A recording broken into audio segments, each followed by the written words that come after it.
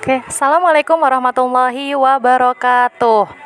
Saya Rizka Nuraini Fadlila di sini akan memaparkan tentang salah satu tafsir pada era kontemporer, yaitu salah satunya bernama Tafsir Mizan.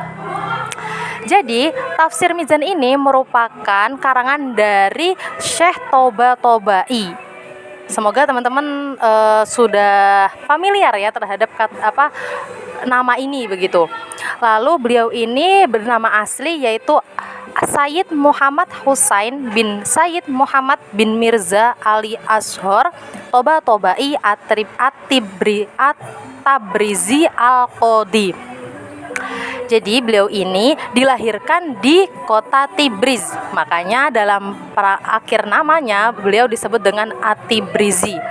Lalu beliau lahir pada tanggal 29 Dzulhijjah tahun 1321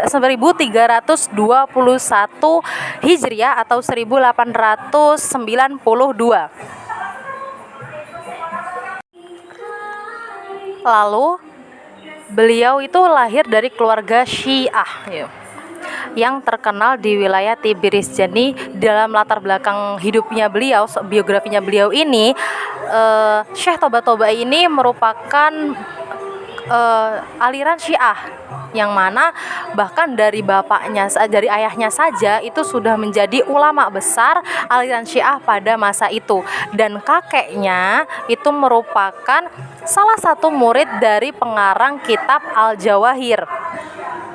Jadi dari keturunannya beliau itu sudah merupakan ahli-ahli dalam agama begitu. Beliau menempuh pendidikan itu di berbagai kota, salah satunya di daerah Teheran, Qum, Tibriz, dan lain sebagainya. Lalu selama hidupnya beliau juga itu banyak menulis karangan yang menghasilkan berbagai karya. Salah satunya At-Tibriz ini yang familiar di kalangan umum dan bisa diakses hingga kini. Lalu latar belakangnya dalam penafsiran. Jadi penyusunan tafsir Al-Mizan ini diawali dengan beliau kan sebagai dosen di salah satu universitas begitu. Lalu dalam setiap pemaparan materinya sama mahasiswanya itu dikumpulkan begitu, dan lalu diminta oleh mahasiswanya untuk menjadikan ini sebuah tafsir yang padat dan lengkap. Lalu dikabulkanlah oleh Syekh Toba-Tobai ini.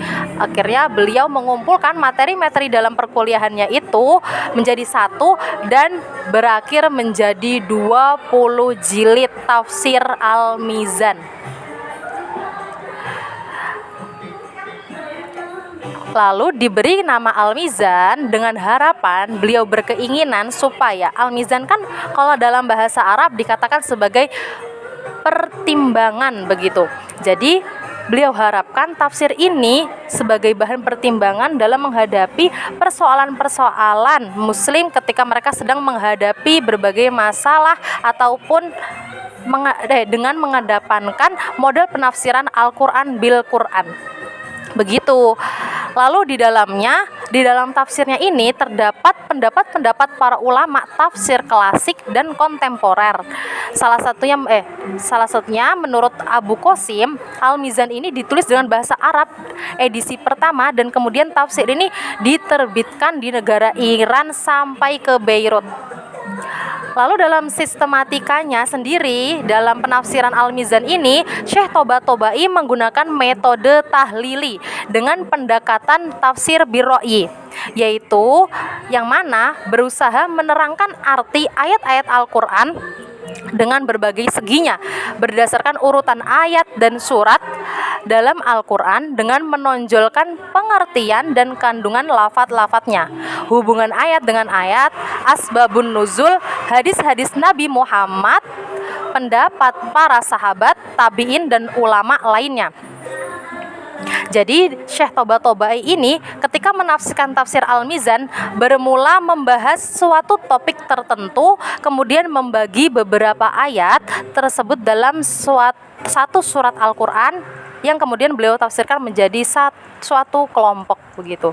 Dalam metode penafsirannya, ketika memaparkan suatu ayat, terkadang beliau menggunakan model diskusi yang menyertakan pendapat ulama-ulama. Jadi tidak jarang beliau itu dalam memaparkan penafsiran dalam satu ayat itu menggunakan pendapat-pendapat, menyajikan pendapat-pendapat dari para ulama. Lalu setelah itu tidak jarang juga beliau kritisi pendapat para ulama ini gitu, dalam penafsirannya. Bisa dibilang beliau komentari begitu. Jadi dalam penafsirannya ada pengkritisan terhadap pendapat para ulama. Lalu dalam coraknya, tafsir Al-Mizan ini kental dengan nuansa teologi, corak teologi, atau bisa dibilang juga dengan corak falsafi begitu. Jadi keagamaannya lebih kental, ketuhanannya begitu. Lalu kelebihannya dari tafsir Al-Mizan ini yaitu Syekh Toba-Tobai merupakan seorang mufasir yang cukup teliti pada masa itu. Ketika menukil suatu riwayat lalu menggunakan literatur keilmuan yang cukup banyak dan luas. Karena notabene ketika kita merujuk pada segi pendidikannya, Syekh Toba-Tobai juga menempuh berbagai macam pendidikan hingga di berbagai kota. Jadi bisa dipastikan bahwa keilmuan Syekh Toba-Tobai ini juga cukup mumpuni, cukup banyak.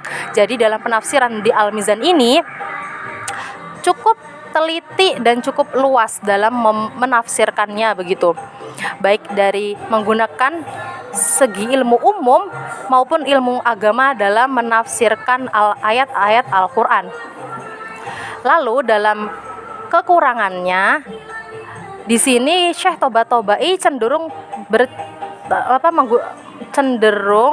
tafsir bercorak Syi'i, karena kita lihat tadi bahwa latar belakang dari keluarganya Syekh Toba-Tobai ini merupakan aliran Syiah yang cukup kental, apalagi dengan ayah dan kakeknya seorang ulama masyhur dalam aliran Syiah. Jadi ini sangat mempengaruhi dalam pembuatan penafsiran tafsir Al-Mizan itu sendiri.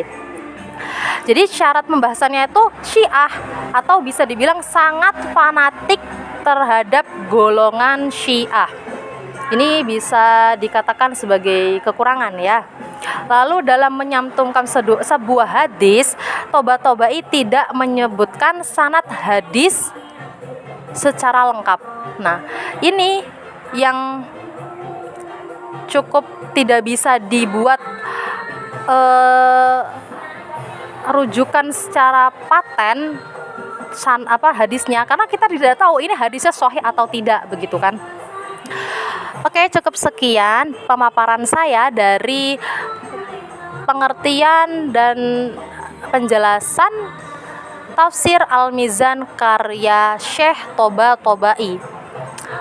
Untuk tafsir kontemporer era sekarang, untuk di tafsir Nusantara, bahkan Quraisy Shihab sebagai mufasir dari tafsir Al-Misbah itu juga lebih banyak menukil dari tafsir Toba-Tobai. Jadi ini cukup relevan juga ya teman-teman, bisa digunakan pada era masa modern seperti sekarang, dan bisa kita akses dengan mudah pada platform-platform yang ada. Oke, cukup sekian teman-teman. Terima kasih atas pengertian dan perhatiannya. Saya akhiri. Wassalamualaikum warahmatullahi wabarakatuh.